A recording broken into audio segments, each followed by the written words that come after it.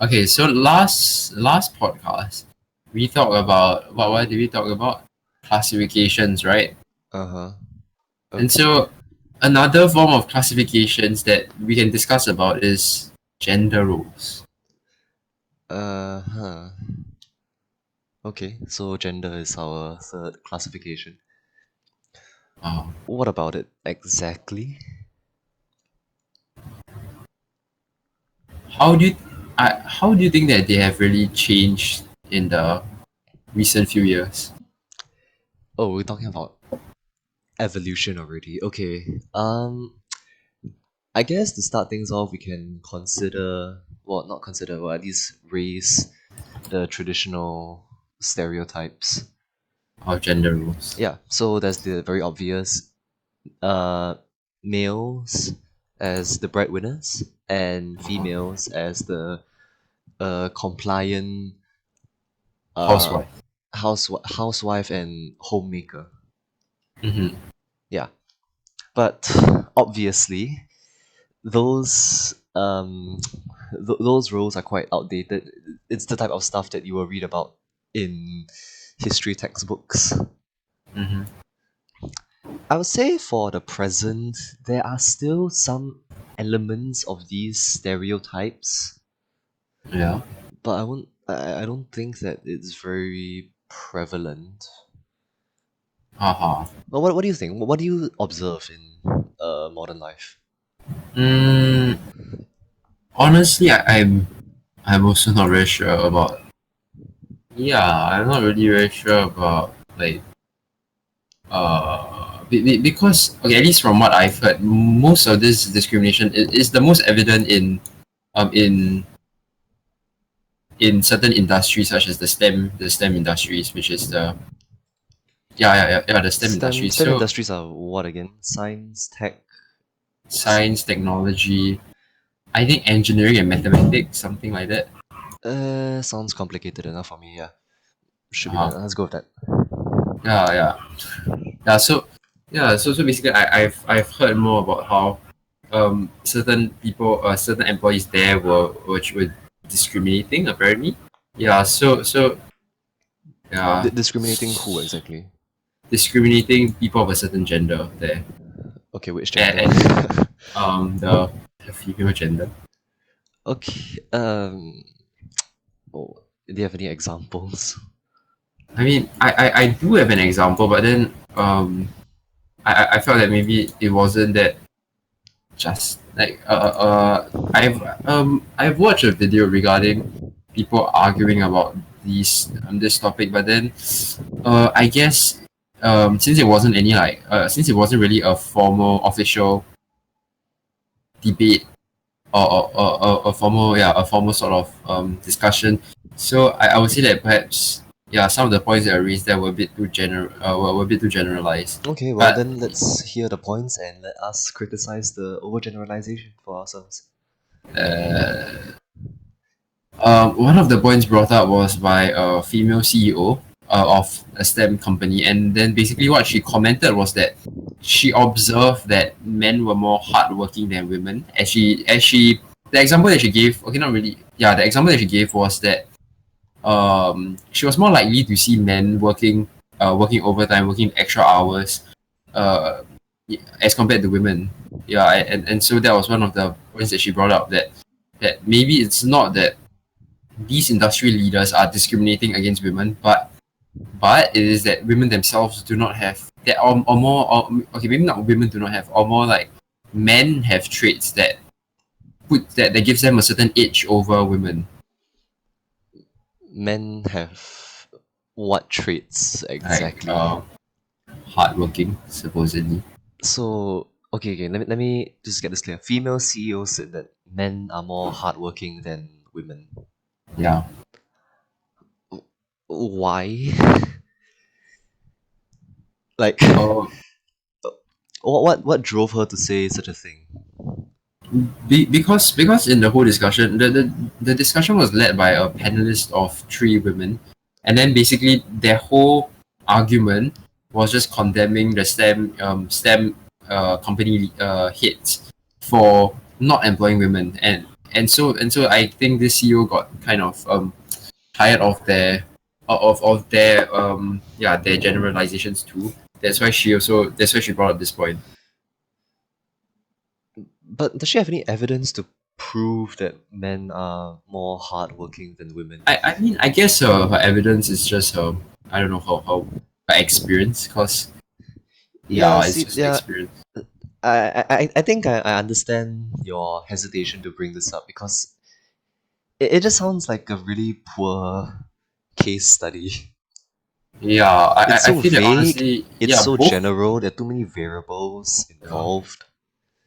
yeah, because I felt the whole discussion was just that yeah, the panelists were Yeah, overgeneralizing. but my The question now points were is, right, how did she determine hardworkingness?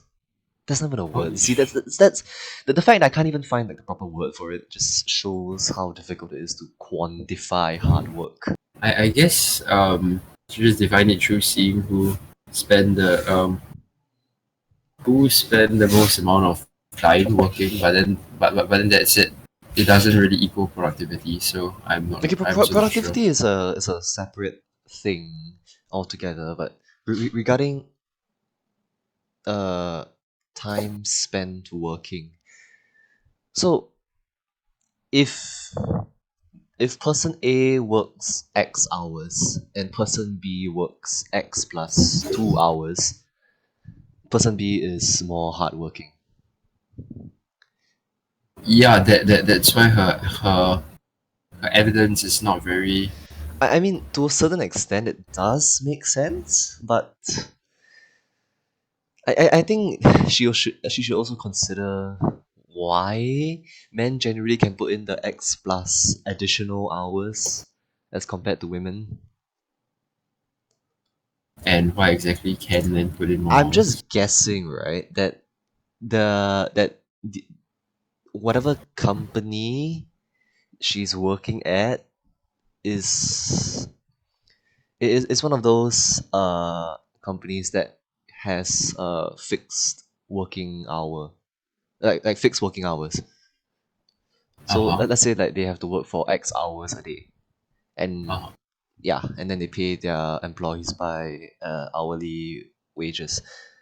So go okay. If men and women have to work X hours a day, and men are more hardworking than women, that means men work overtime. And so the question is, why can men work more overtime than women? And I'm guessing, and this is the part where the elements of um traditional gender roles come back in, is that women have familial obligations, Uh-huh. such as going home to take care of the children, while all men need to do is just focus on advancing their careers, and the best way to do that seems like putting in more hours just to gain favor within the company. That's my guess, but I'm yeah, it is a guess. But then, okay, so yeah, picking up on where you mentioned about the traditional gender roles of women being the caretaker, right? That what like so okay, nowadays, yeah, I guess people have become more progressive in the way that they think. So yeah, so this has led to some men also taking up the role of a caretaker and some women being the sole breadwinner.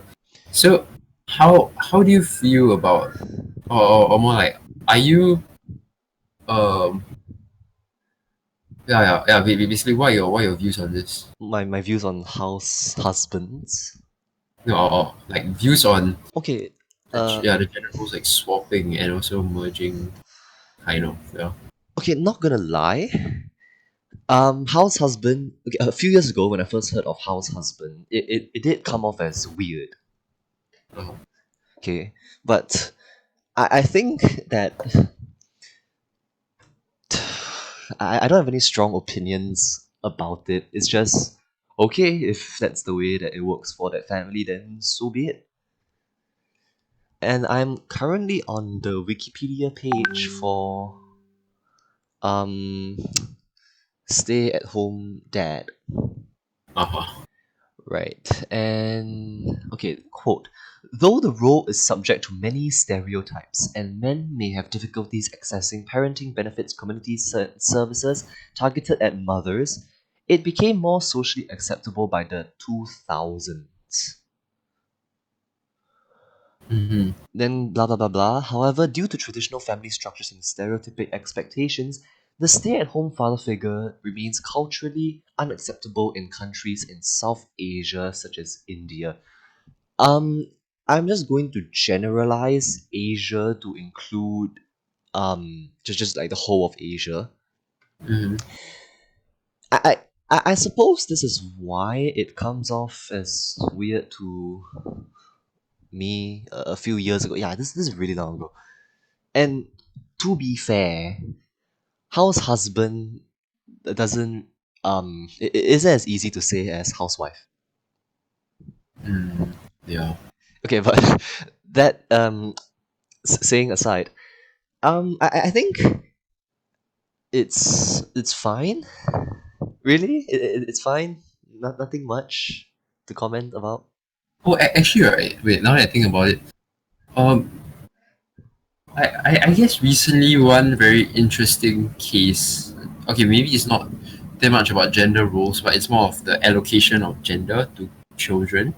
Because What do do you mean you by remember how? allocation? Okay, yeah, yeah, yeah. So basically, do you remember? Did you know of, like, I think last year there was this whole I guess there was this period of time where people were talking about yeah, should parents really influence their children to conform to a certain sort of gender role, like before the children even decides for themselves what gender they want to be? Wait, hold on. There's a difference between gender role and choosing a gender. Oh yeah, yeah. That's why I said that. Yeah, it's different. I like, cause I thought, yeah. That's why I say it's the allocation of gender to. Okay, see, this is where things get a bit messy, and Uh, whatever I say, so someone's going to get upset at whatever I'm about to say. so you So rather not no go no no there. no no. So sex and gender are different things, right?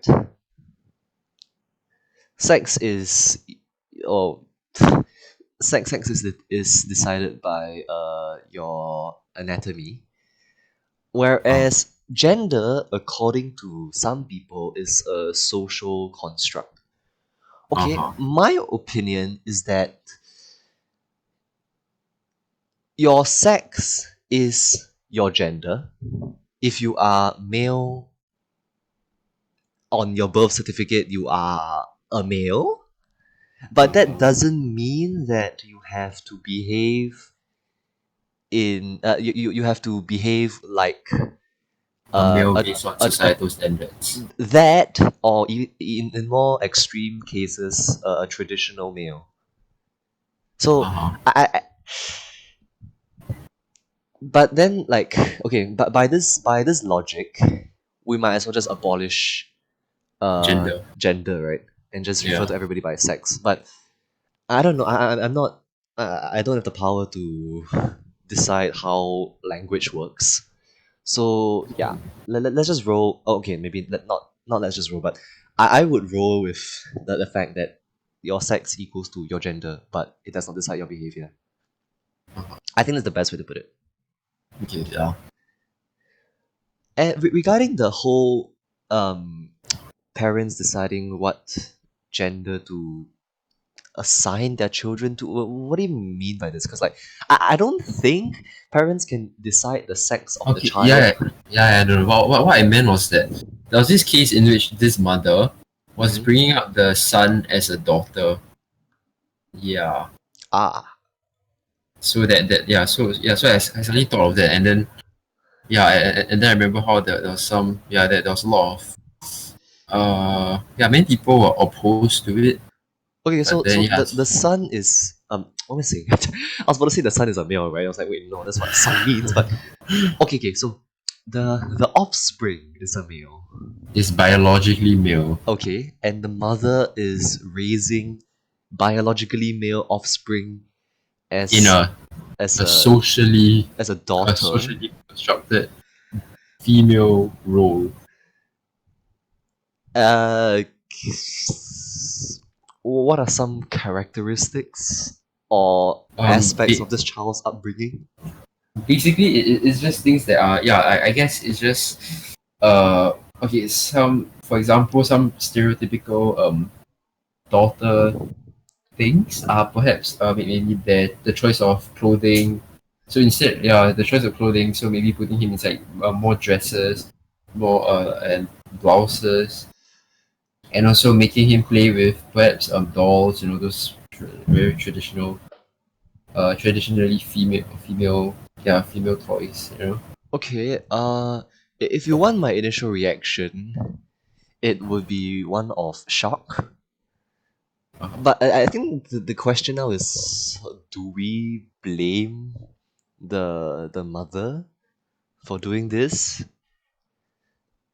Yeah, that's why it gets very complicated because Okay, he, cause like we're trying to like fight for the whole breaking of gender stereotypes thing, right? yeah, But and this is this should be something that we are supporting, where boys are allowed to play with dolls and wear skirts and dresses, if yeah, that's what I heard correctly. But at the same time, if I don't think it's right for a parent to impose her views on. onto the child.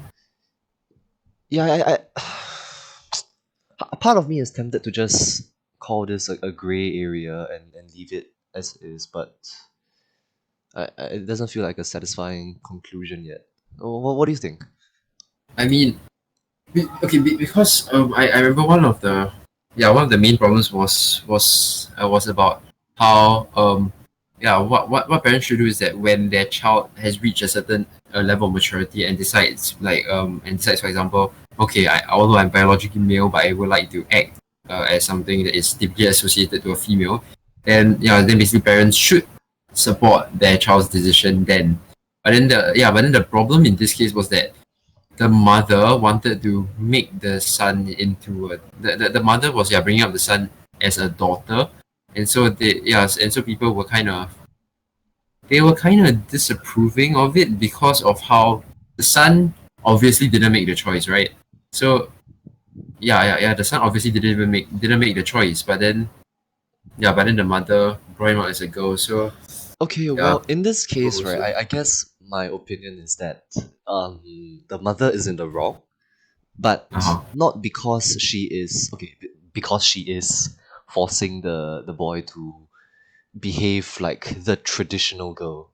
That is the main issue I have, because forcing a boy to become to behave like a traditional like a traditional male, right, is problematic in itself, and uh-huh, therefore doing the polar opposite is also problematic. uh-huh, I think what is necessary is for this healthy balance of what is okay, toys wise, okay, I don't know why I keep falling back to toys, but yeah, from from focusing on toys, right, I think what the mother should have done is to just expose the child to both um boy and girl toys.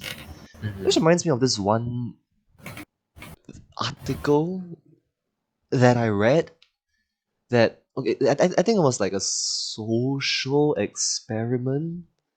uh-huh, Yeah, where parents or a single parent, I don't know, were in a room with their child, yeah, and they were forced to yeah, okay, so basically parent child in a room has toys, uh boy toys and girl toys, So, so, and so basically, no no no the no boy no toys were just like, no no no no listen oh, listen, and then the the parents were instructed to um let the child play with toys of both genders. Oh. And then the results were interesting. But actually no, they weren't really okay. The results might not come off as surprising.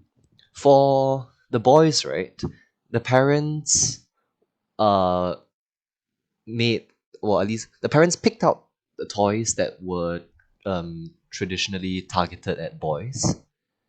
But because their instruction was to ensure that the child got to play with girl toys as well, the parent spent minimal time allowing the boy to play with the girl toys. Mm-hmm. Like just meeting the expectations of the task at at the most minimal level. Mm-hmm. Whereas for the girls, the time distribution for boy and girl toys was about equal. Oh. So would you say that? Yeah. So would you say that shows that parents, how should I put it?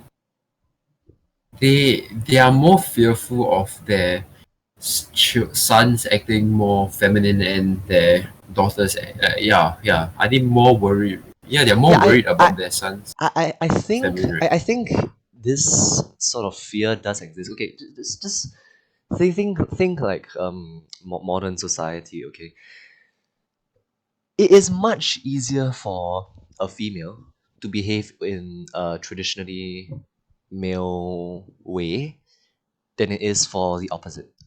Yeah, that's true. Yeah. So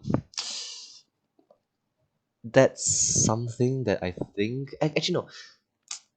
No, I think the problem now lies for yeah the problem now is for males because females can do what males do but not the other way around. Oh yeah. Mm. So that's something for society to work on. How exactly, I'm not sure. Mhm. But I guess at the end of it, it starts from the family Yeah. because I was doing this. I was revising for geography once, and then there was this uh case that yeah, but no, we were talking about gender inequality as part of the syllabus Mhm. in traditionally backward societies, which is generalized as African societies, right? Gender roles are gender roles are ingrained into the children's minds from a very early age. So when the child is young, when the child is young, right? The parents already start teaching the children things that that will eventually shape them to be a traditional male or female. So for girls, the mother will bring them to the kitchen and teach them how to cook, whereas for males, the father will teach them male things. I don't really remember what the specific examples were, but it definitely involved going outside the house. Oh, Yeah. so that's the And then another okay, yeah. So that's it for traditional gender roles. I think for Singapore, we are kind of progressive because I don't really see this.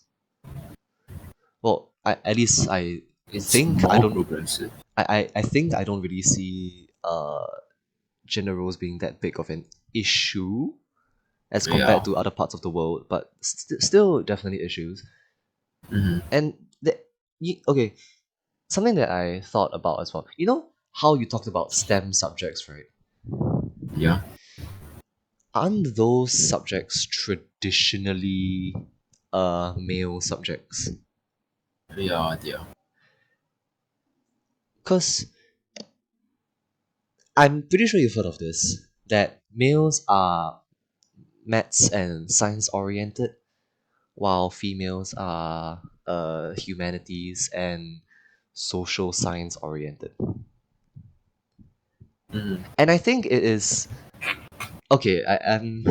Do you okay? I don't want to take the blame for saying this. Do you think that this this stereotype still exists within our school community?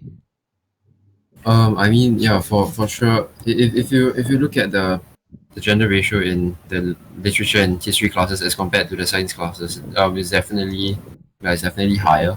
So I guess that although it's not, although I would say that it's not, gender roles are not very, how should I put it? Okay, I'll say that they are still existent. Yeah, although they're not really being, I guess, reinforced that strictly in our community. Huh.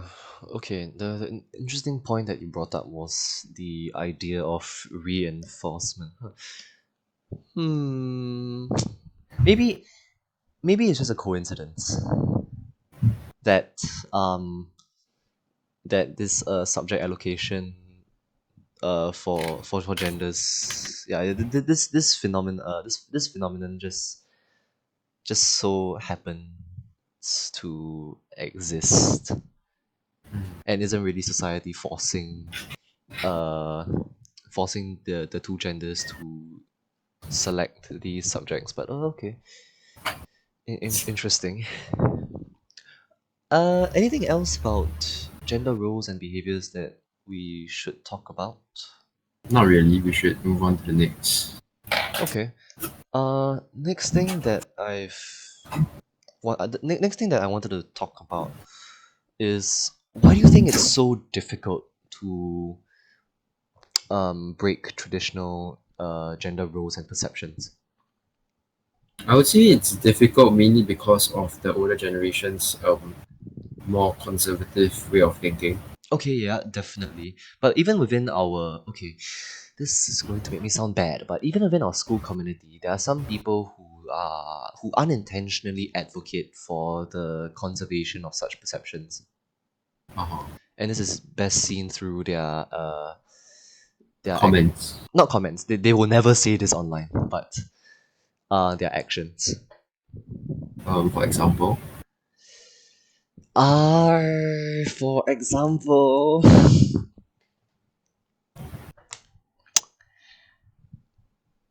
it's the type of thing that you just see So, from the way, from their speaking mannerisms, their body language, etc. It's the type of okay, stuff that you really just gotta like observe, just observe the people around you.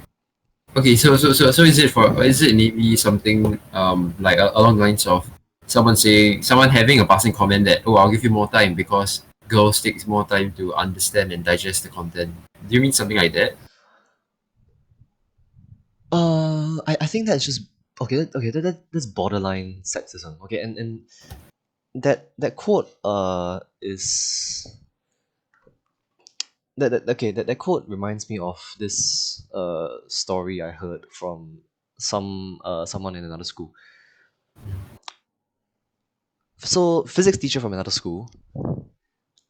He I think it's a he gives his class a worksheet to work on, Uh-huh.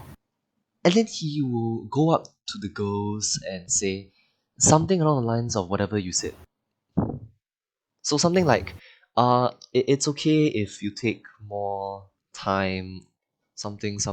I understand that girls take longer to understand the material. And my initial reaction when I heard the story was, why isn't he fired yet?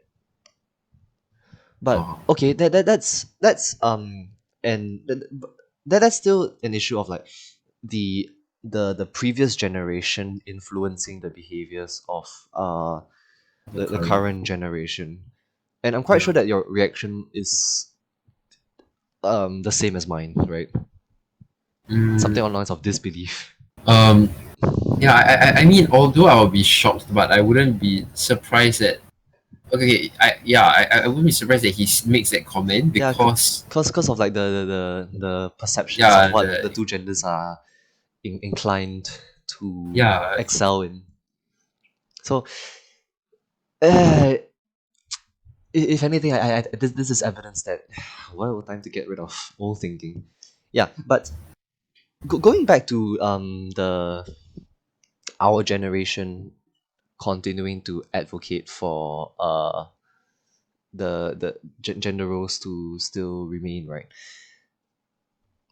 I think just observing the behaviors of the people around us, you can see that there is still a lot of work to be done. yeah, for sure. Okay, so as okay, I think I really don't like this. Uh, um, one of the issues that I think I have with our community Mhm. is the way that males uh behave. Elaborate. So there's this um okay, just speaking to your right last year when our cohort was still all boys. Yeah. I got this feeling that everyone to a certain extent is trying to assert dominance over each other. This idea of the strong male is unintentionally reinforced Wait, I seen that for this year or last year. last year and probably carried over to this year too. The idea of people trying to No, just males in general. Just not in general. Just like the males. continue. Yeah, the reinforcement of the concept of the strong man is quite it's still quite with us. Do you feel something like this, or am I just reading into people a little bit too much? I mean, I, I, I, hmm. I mean, yeah, I'm not really that sure. But then, I guess, if I really uh take what you said and think about it, maybe that might explain why. Okay, okay. Will you say that the girls are more united than the guys in JC? Oh boy, we're getting into this now, huh? I don't know. I don't really observe female dynamics that much. And if anything, I think I would struggle to understand it. But That's true. That's true. if you want an answer, I would say perhaps. Uh-huh. I don't see like this the dog eat dog culture. Uh As like that much, is it yeah, the culture isn't that strong within the girls. I think everything here is based on my uh speculation? not exactly speculation, just observation and um interpretation. Uh-huh. But yeah, okay. What was I saying? Yeah, Mm. culture isn't as strong with the females. Okay, going back to what we were talking about before we got sidetracked to dynamics, right? Yeah, Yeah. I think part of the reason it's so difficult to break gender roles, especially for males, is because there are people with master morality. Oh, what exactly is master model? So I came across this morality system. Yeah, Oh. this master slave morality Mm-hmm. thing last year where this German guy needs okay, German guy German guy proposed the idea not proposed the idea he quote according to Wiki, argued that there were two fundamental types of morality: master morality and slave morality. Master morality values pride and power, while slave morality values kindness, empathy, and sympathy. And the immediate reaction I got was that these traits are very traditional. Yeah. Pride and power is a traditionally male thing, whereas kindness, empathy, sympathy is a traditionally female thing because it's got to deal with emotions a bit more. I mean, yeah, that might also be because how traditionally men are the ones that carry the most power and women are the ones that have, lesser power. Therefore, they lead to this sort of differences. Yeah. So that is true, and I think that this thinking has carried over to our generation and Uh-huh. is seen in our school community. Even though we try very hard to not talk about it, it exists, and I'm going to blame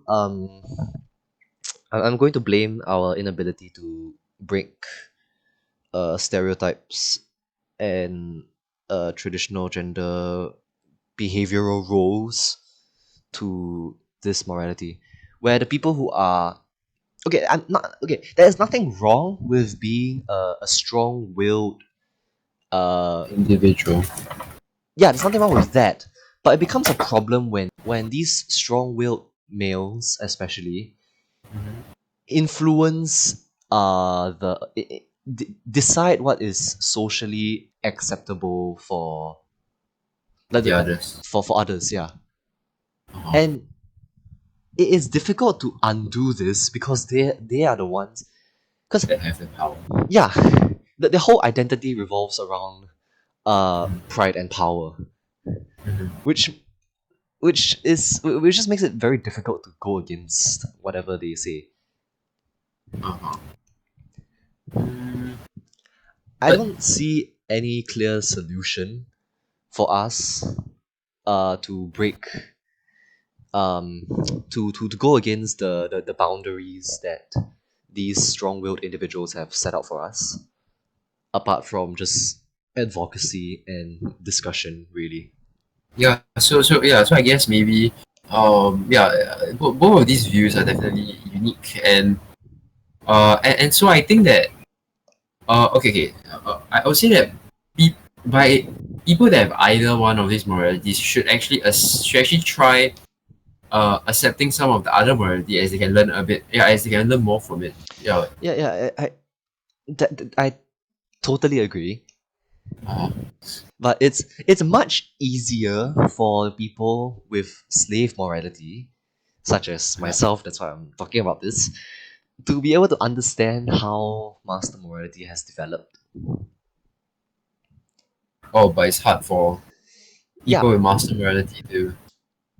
Oh yeah, because after all, I guess yeah, because because slave morality is, after all, is more of a herd sort of herd mindset sort of thing, yeah, some exactly. group Yeah. thinking. So yeah, so I guess um yeah, so I guess if someone that is constantly in a sort of herd, or sort of like, yeah, herd morality sort of situation, they tend to sacrifice certain things to benefit the herd. But then yeah, so therefore, yeah, I think that maybe these, yeah, so as I was saying earlier, by adopting a bit of master morality, these people would definitely benefit individually, as they would be pushed to pursue things that they want to do, that may not necessarily benefit the herd.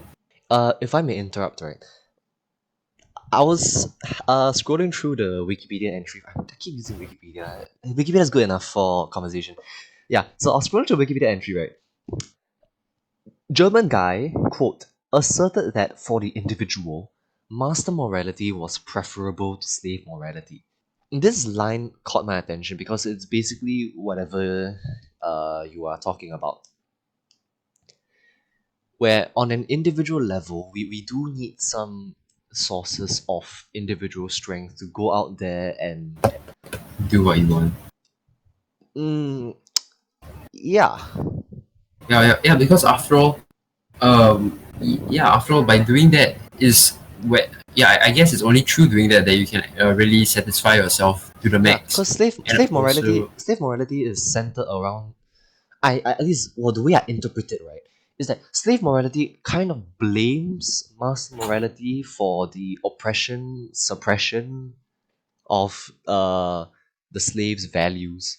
It's this because idea of hard and soft power, except just scaled down to um human interactions. these sort of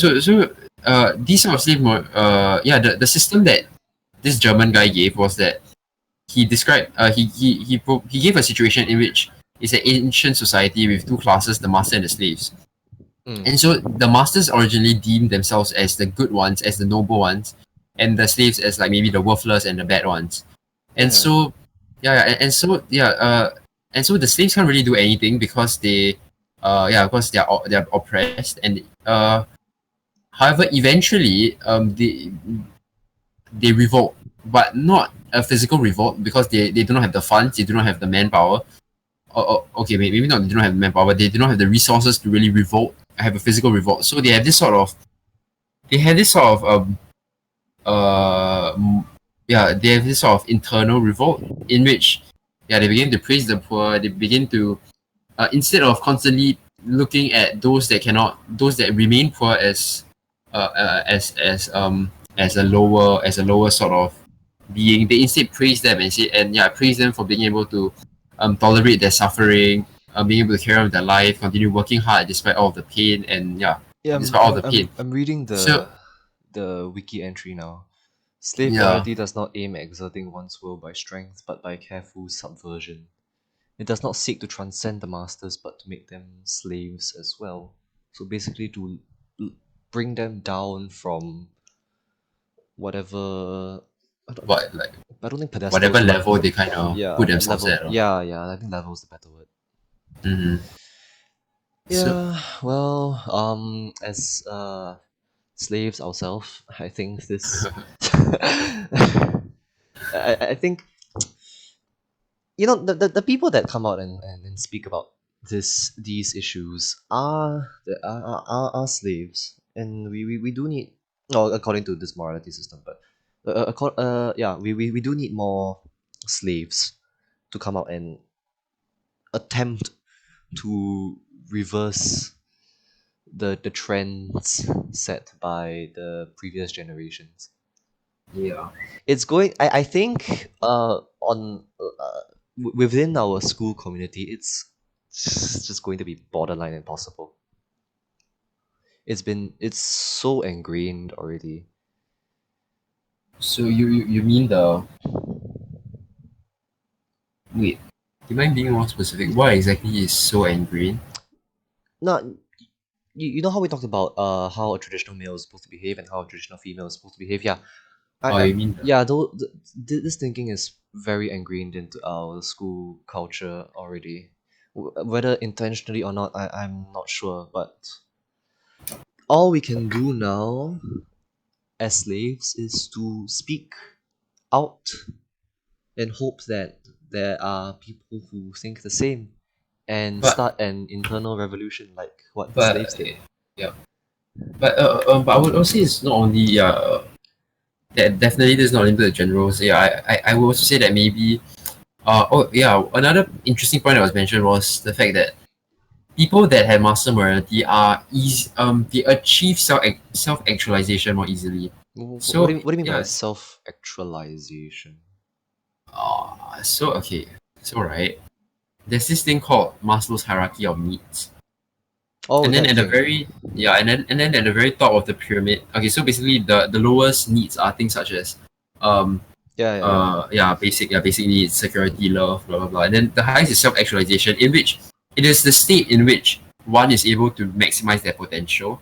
And I can see how master morality would help someone achieve the maximum potential because because maybe Yeah, sometimes this idea what of self fulfillment. Yeah. so therefore I feel that as you said, as the slaves, Wait, as many of us have the slave mode. Okay, at least two I of wait, us. I noticed this. okay, I'm on the wiki for self-actualization now.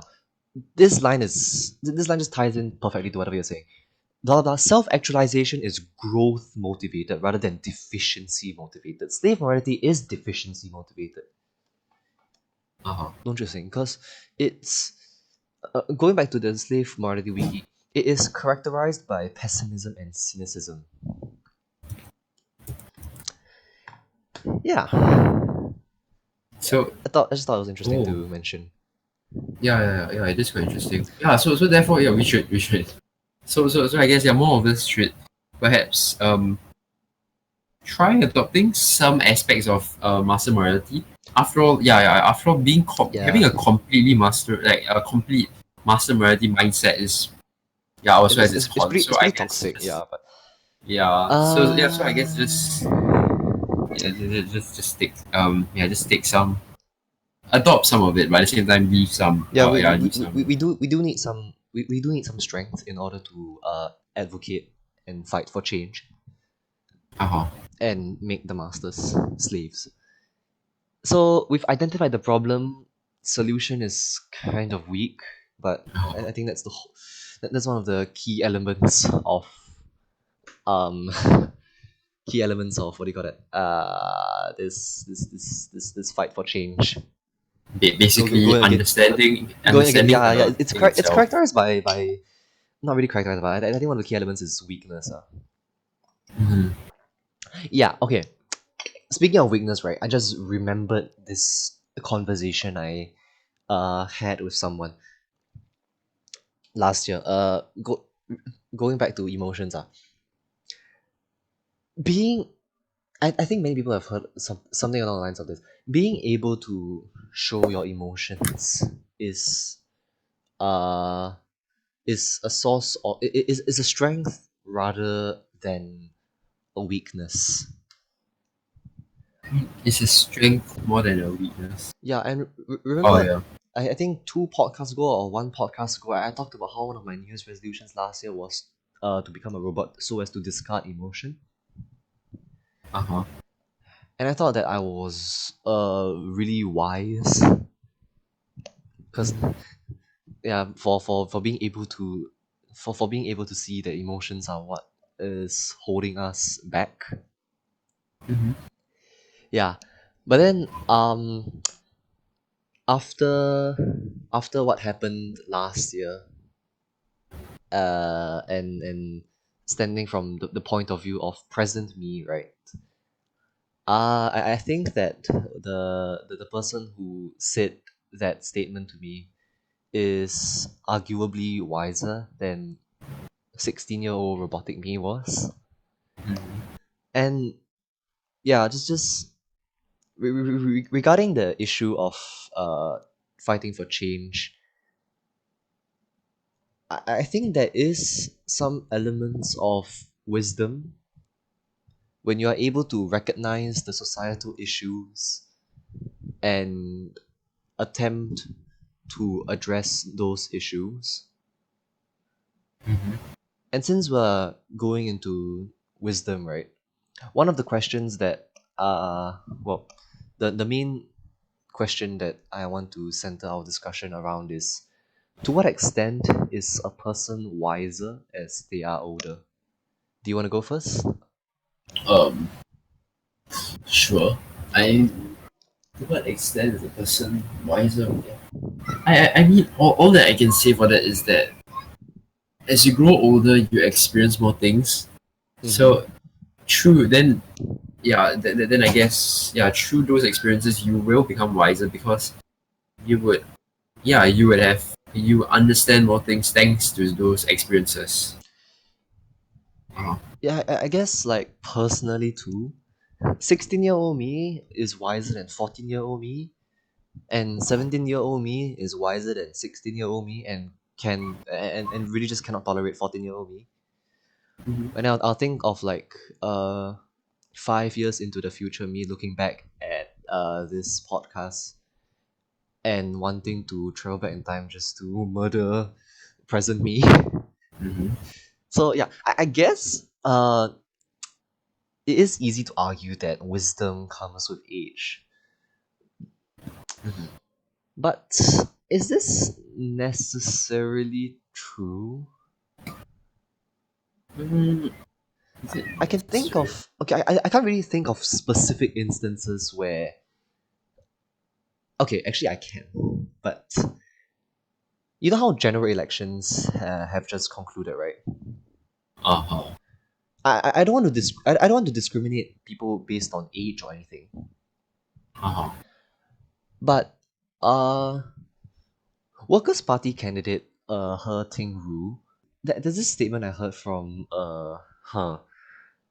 that really caught my attention that youth bring something to the table.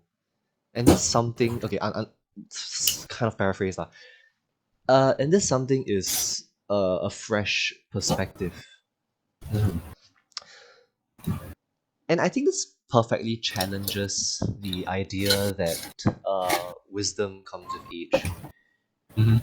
Because as you grow older, you become, or I think, at least I think, you become fixated on certain values and ideals.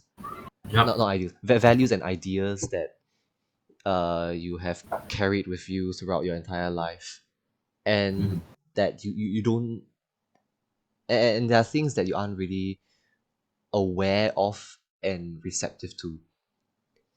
Such as the older generation's view on traditional gender roles. They think that they think that they think that a change in the norm is unacceptable, and they're generally not tolerant to that. Yeah. Mhm. But Mhm. I for you and I, we can clearly see that yeah, no, just no. We need change, Mhm. and I think this qualifies as a counter argument through the yeah, this qualifies as a counter argument at the most minimal level. Mhm. Mhm. Hmm. Yeah, yeah, actually. Mm, You know, in the but in the past, I used mm, to think that the opinions of the older generation don't matter. are very. Just this whole youthful angst that was within me just Mhm. decided that yeah, you know what, we need we need a okay, we didn't need a revolution, but we need change. And I don't like old people because their era has come and gone. It is our generation now. I think I said that when I was like 14 or something. But uh yeah, just looking back now, I was really dumb. Mhm. So I guess my Okay, okay, wait, response wait. to my Oh yeah. question is yes, wisdom does come with age, but Mhm. wisdom is also decided by your ability to look at things from a different perspective, and be able to respond to people with different opinions. I think okay. Honestly, what I would say is that yeah, yeah. What I would say is that people definitely get wiser when they grow older. However, I would say that their wisdom, yeah, because the point that you raised was about how older people get more rigid in their way of thinking as they grow older, right? Because they have a very like ingrained set of values and yeah, and yeah, and thoughts, I guess. So maybe yeah, maybe I'll just say that perhaps when facing situations that they themselves have gone through or similar to something that they've gone through, they are wiser in that aspect. However, if it's something completely different of like their current mindset, they might be yeah, that them being less receptive to change might just be yeah, it might just be harder for them to be receptive to change. So Yeah, yeah, uh, I'm I'm looking up like the official Oxford definition. of wisdom. Yeah, just in case I have completely misinterpreted the word. Yeah, I the went to Google it just yeah, now. the ability to make sensible decisions and give good advice because of the experience and knowledge that you have. So, um, according, okay, if we use this definition, then yeah, definitely wisdom does come with age. But I think experience does not necessarily translate to wisdom Uh-huh. because you can experience this thing and that thing, but the generation after you will experience a different thing. And so the advice that you give them based on your experience might not really be feasible. Which is why I'm arguing that wisdom does come with the ability to see things from a different perspective. Wouldn't you say that also another crucial part of whether someone gets wise along with age is self-reflection? Because after you can experience like everything in the world, Oh yeah, but yeah, then if you yeah. don't actually if you don't actually self-reflect, you will not really learn anything, Okay, right? Would yeah. you? So okay, my opinions on reflection have evolved on over the years. Okay, I think yeah, this is my topic for the public speaking competition last year that I got rejected, kicked out in the first round from. Yeah. Anyway, reflection, right? I I think for me personally, I never understood the point of reflection because it was to me it just seemed like such a waste of time. You know, primary school camps. Yeah. At least for my primary school camps, before going to before supper and lights out, we always had to write some reflection in our camp booklet. Yeah, same. And it was just what did I learn exactly from doing high elements? What did I learn exactly from backwoodsman? Mhm. I was like, okay, this is stupid. And then coming to secondary school, oh, you know how our school is a very values oriented school. Yeah. Boy, did they shove the idea of reflection down our throats through the moral education classes, and I was just so angry that they were doing that. Because I believe that there is no point in looking back at what happened, and you should instead focus on Looking forward. yeah. But Mm. then, uh, come like 16-year-old me, I started to realize the value of reflections because it allows you to internalize those experiences and internalize those experiences along with the lessons so as to enable you to make better and smarter decisions in the future. So Mm. that's my opinion on reflections. And I think that going back to the idea of wisdom, right? This is the one point where I will concede that the adults, the teachers in our school, are indeed wiser than us because they understand this crucial aspect of life and have attempted to communicate it to us. Though I wasn't receptive now, no, no. Though I wasn't receptive then, I am able to understand where they are coming from now, and I think that's ultimately a good thing. Mm. What do you think about reflections? Mm. Okay, first of all, I'm going to say that I feel that all those camp reflections are. I feel some of them are quite pointless, actually. Okay, I agree.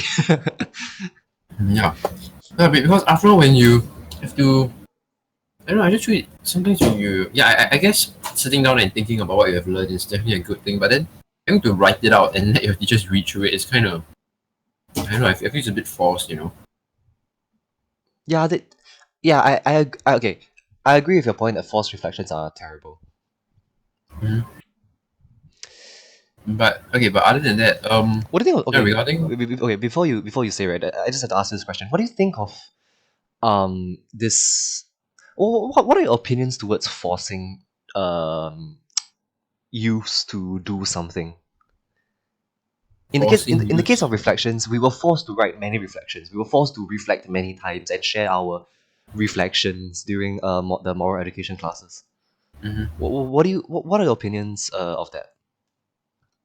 or being forced to reflect during Yeah. the moral classes. Well, Okay, just being forced to just being forced to reflect and just being forced to do things in general. mm, okay, I I actually do not remember much about these moral classes, but then I would say that regardless, having to forcing people to do reflections definitely might sometimes have the opposite effect. Their image their image they become even more reluctant to do so. And I mean, what I feel is just that okay, definitely we should learning how to reflect is definitely very important. However, mm, yeah, however, when you I guess yeah, being forced to do so might sometimes it's just not that. So yeah, I feel reflection should be more natural, but then I feel that these moral lessons should teach students how they should reflect and not yeah, they should emphasize more on how they should reflect and less of perhaps forcing them to reflect. Okay, but um, give me a minute because I really have to pee and I have a lot of things to say later. So give me a sec. Okay, okay. Oh, thank you. There's an email. Freaking-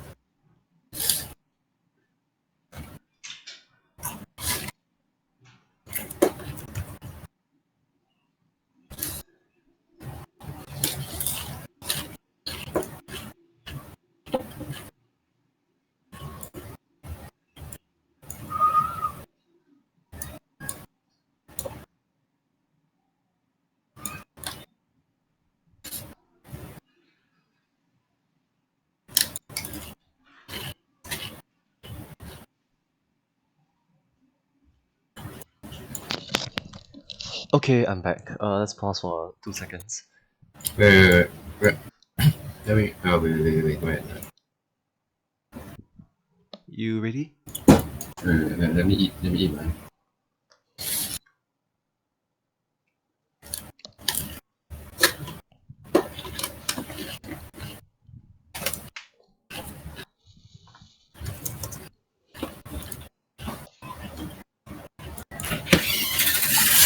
Oh my goodness, what's that sound? Yeah, exactly. Oh my god.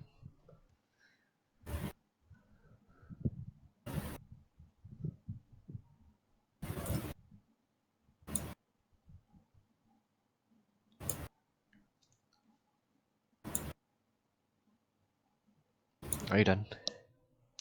Um, soon. Am I seriously supposed to wait for you to finish your lunch? Not my lunch. I'm eating a snack. Okay, yeah. Yeah, let's resume. Okay, 2 seconds. Um, regarding forced reflections, Mhm.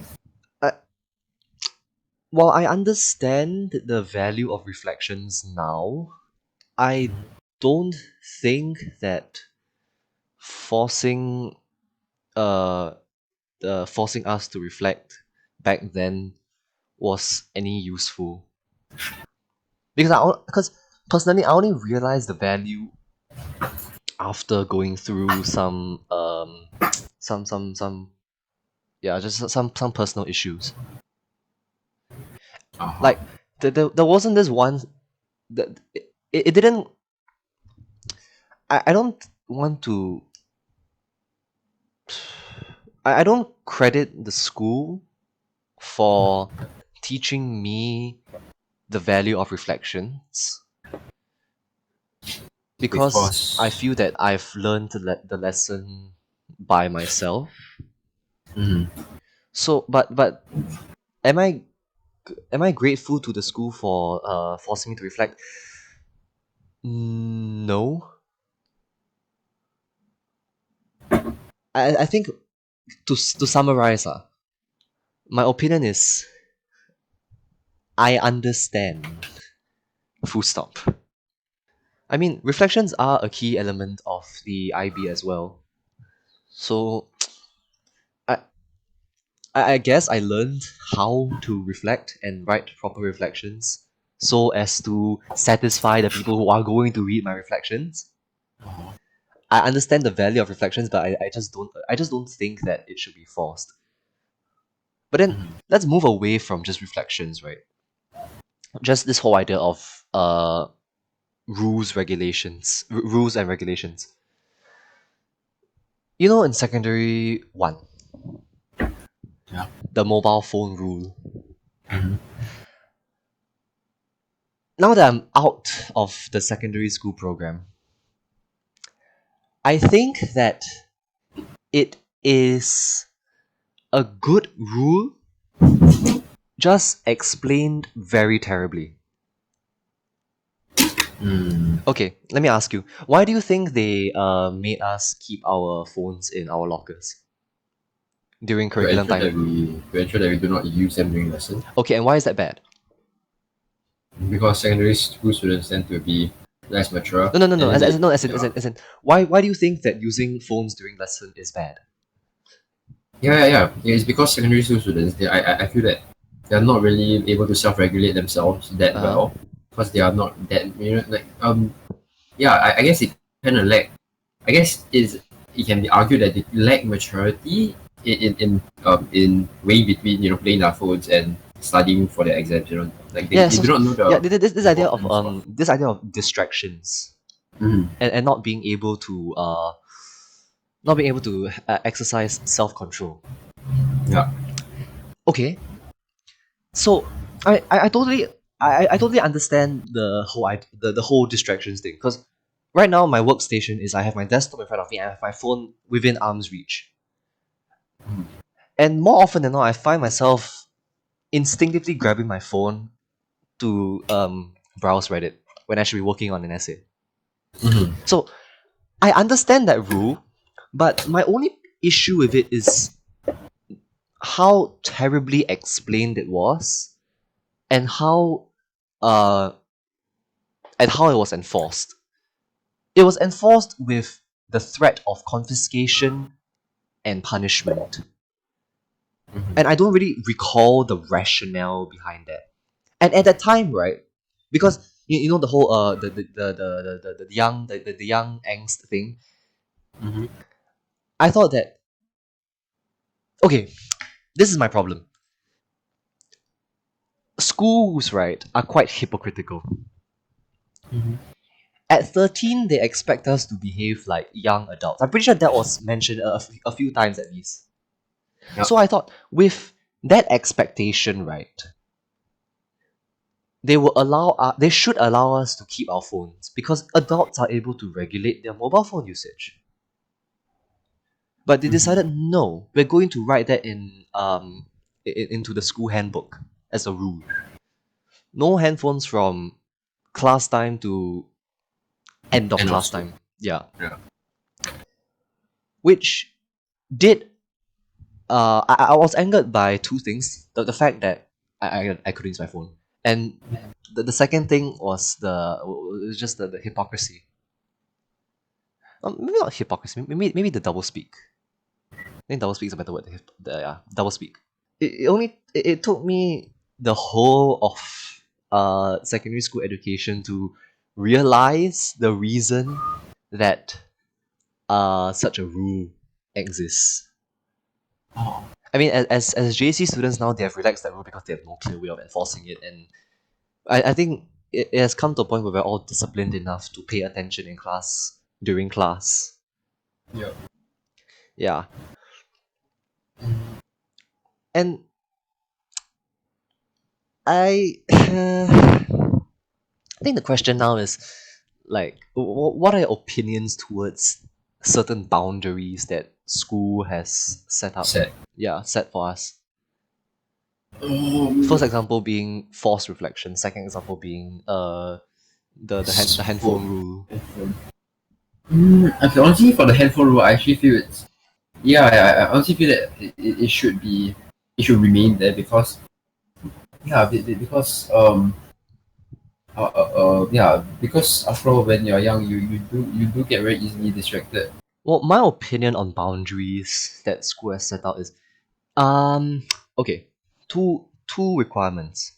That you explain the rationale behind the setting of such boundaries, as well as enforcing it in a way that is beneficial to everybody. Okay, so when I mention classroom, what do you think is the purpose of a classroom?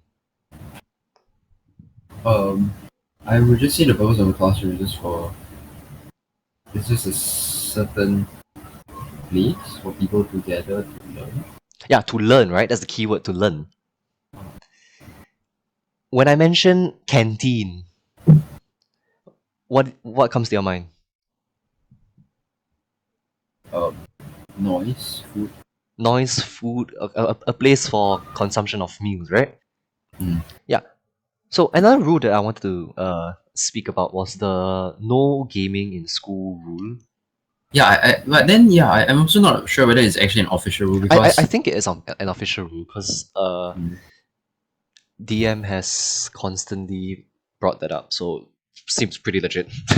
Yeah, and here's the thing. See, I understand the rationale behind it, but at the same time, I think it's very stifling.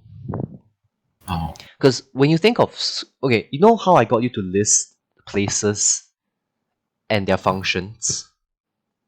uh-huh. I think that's what the school should uh aim to do. Designating specific areas for specific functions. So a classroom is a place for learning, makes sense. A Yeah, canteen is a place for eating, makes sense. yeah, The annex is a place for studying and consulting, makes sense. The science labs are to do science, makes uh-huh. sense. Everything makes sense, right? I Yeah, feel there should be a designated room or a space just for relaxing. chaos. No, not Oh, relaxing, just chaos. chaos. So the chaos room is basically the room for gaming, shouting, and doing things that are generally not allowed in school. What and the purpose of this room is to designate a space for people to release some pent up emotions Uh-huh. and just take a break from um the school environment. Because I do agree that a school is a place of learning, but you start to feel very Drain. breathless and drained if learning and studying is all that you do for 9 hours, especially for us IB students. What we go to school, we reach school at around 7 a.m. and we leave at latest 4:30. 4:30. Okay, no, Yeah, no, latest. But if yeah, you've got your classes, it will be like yeah. It's 6. even worse, right? So just Yeah. this whole idea of learning, no gaming, no interaction, no fun, and Mm-hmm. no yeah, it's just it takes a toll. It takes its toll on you, and there are times where I have felt that, which is what okay. One of the reasons that I really hate the classroom system last year, where Mm-hmm. you are assigned a table and a chair, and you sit there for all your lessons. Uh-huh. That small 1 meter, 1 square meter worth of space becomes your everything. Yeah. And I believe that proper spatial division is important because your mind is able to adjust to fit um the your current needs. So for example, if you go to a science lab, you are expected to do science, right? Uh-huh. Your mind is able to associate the environment with the activity, and you will just generally be more productive. Yeah. But see, here's the thing. Our school doesn't have a designated space for um stress relief. Mm-hmm. So But that mm, said, I feel that the idea of having a room just for chaos is I don't know. I feel it's not gonna work. Why?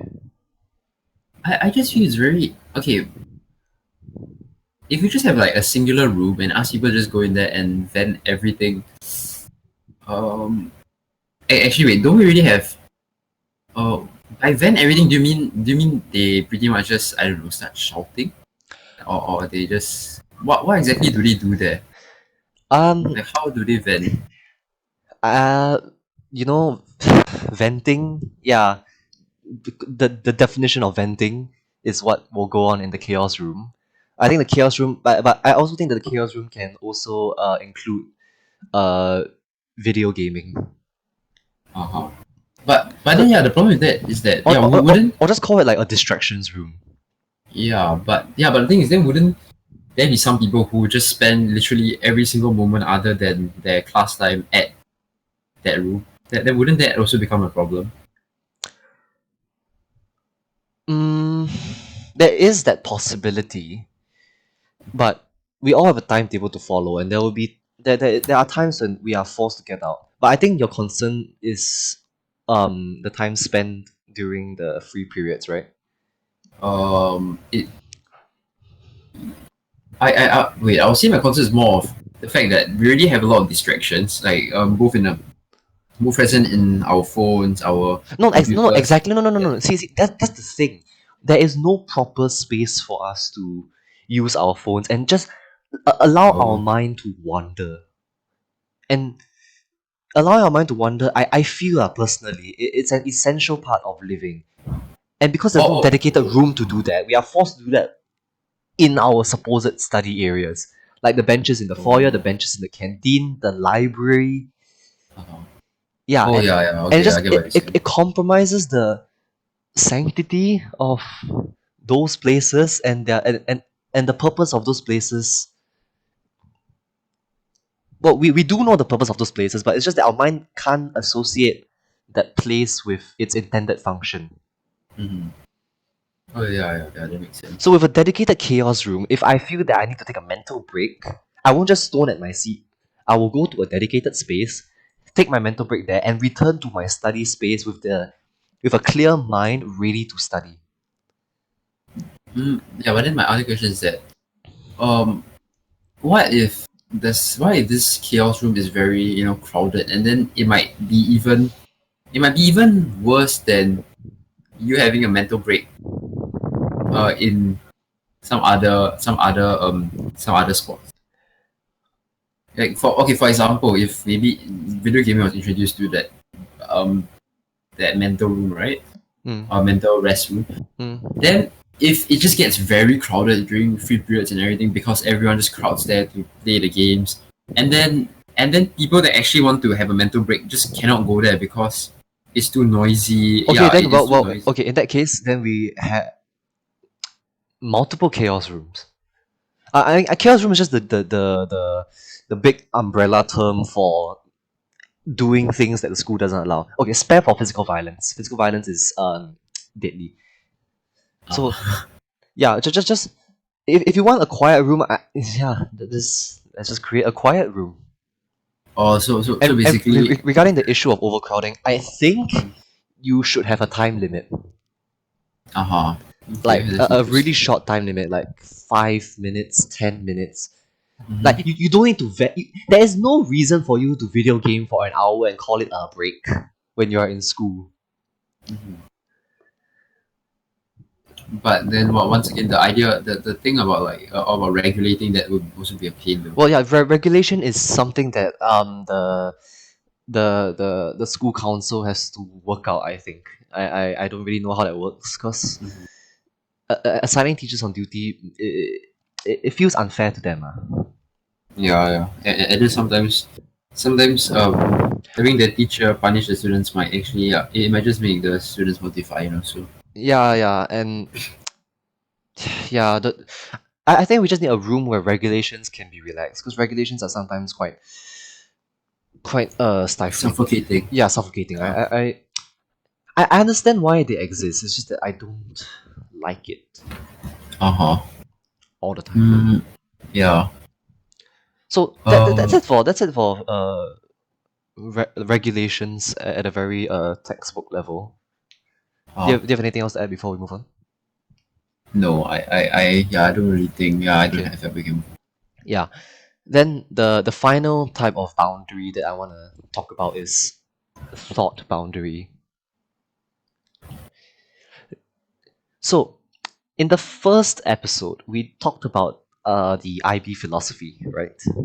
Yeah. And this feels really meta.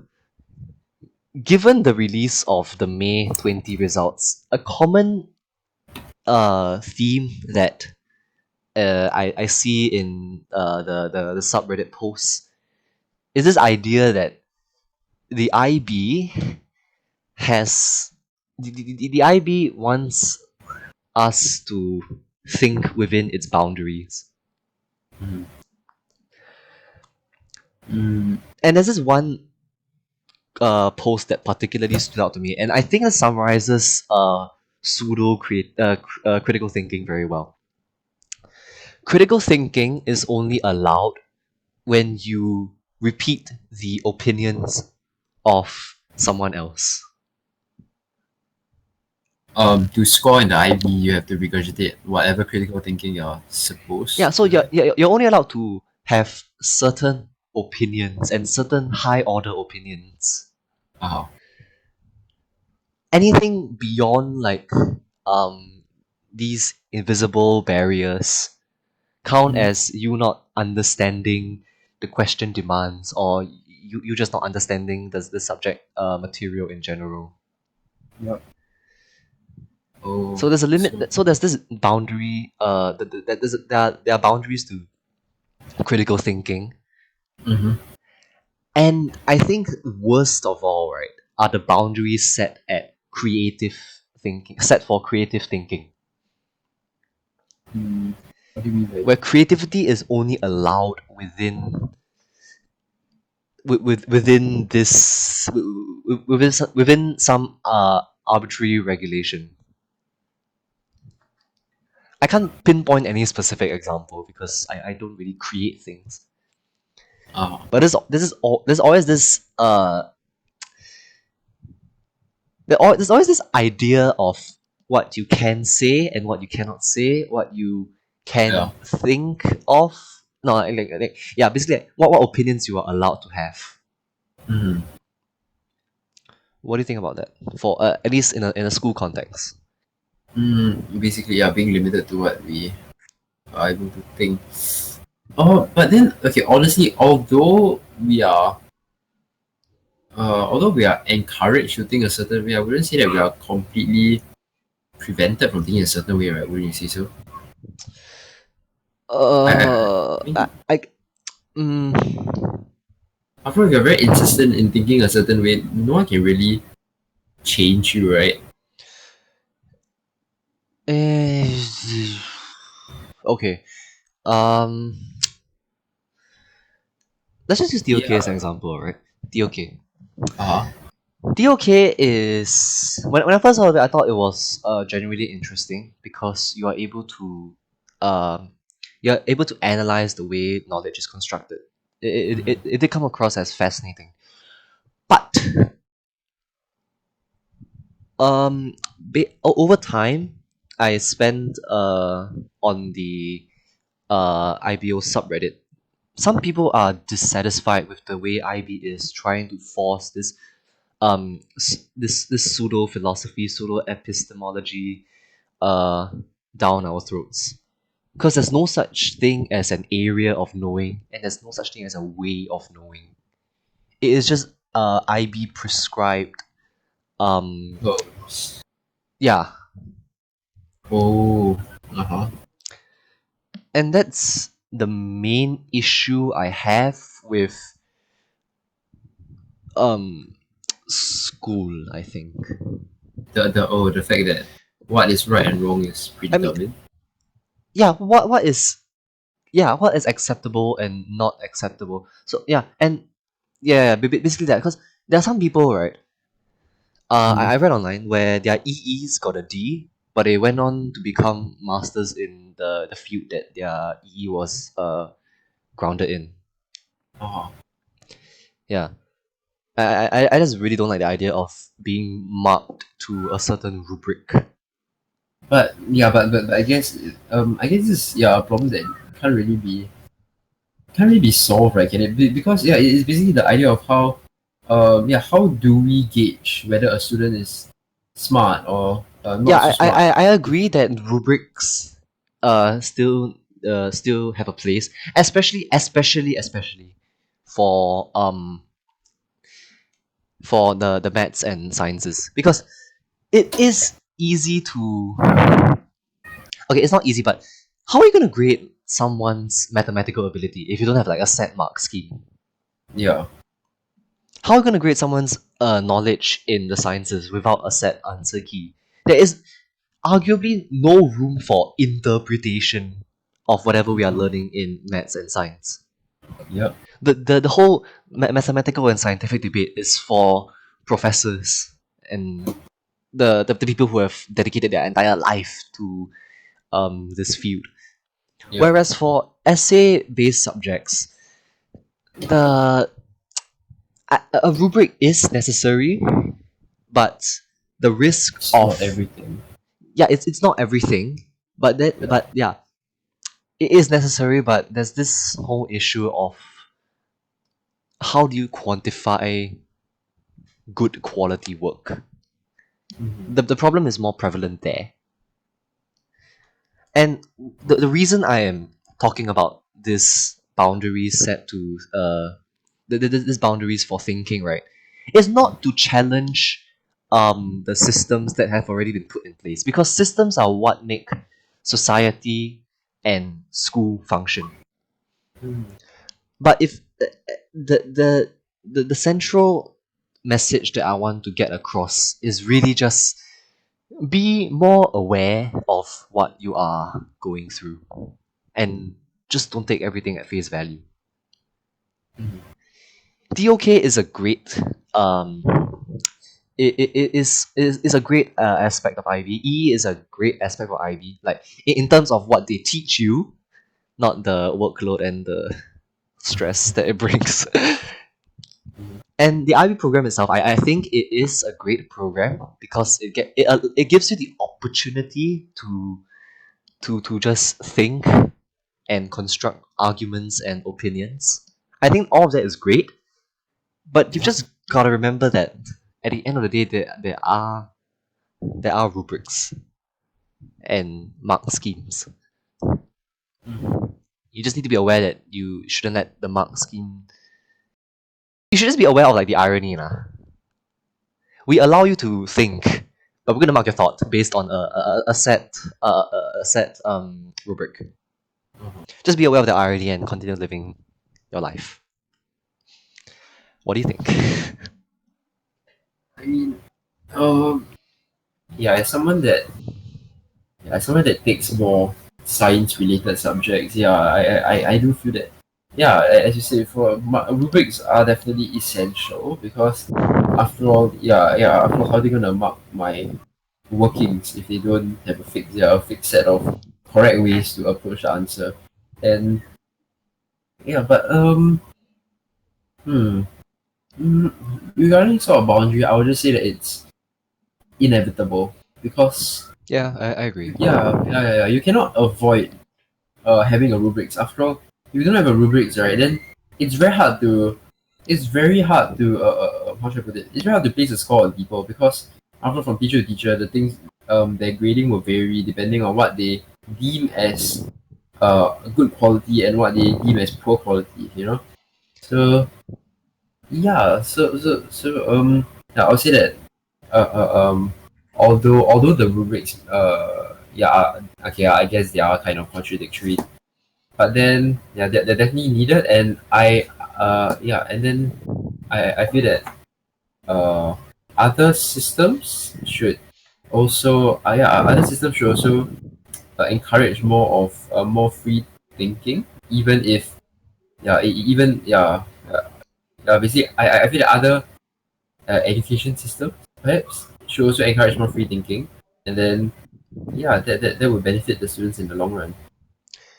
Yeah, I think for now, for now we are just trained. We're just learning how to argue, really, because once we go out there, the boundaries, well, the boundaries aren't there to aren't really there anymore. Because like in the first episode, right, we talked about how school was a bubble. The bubble itself is a boundary, Oh. and I feel that boundaries are there to protect us, Mm-hmm. but at the same time, it does stifle us, Yep. but it's for our development and preparation to fight uh to fight a real battle with no safety nets. Yeah, I think that's good. That's a good way to talk about boundaries in school. Yeah. Boundaries Mhm. function as a safety net. Yeah. Yeah. But of course, there it is very very easy to raise a lot of counter arguments Yeah. for having a system exist. But I think we can do that next time.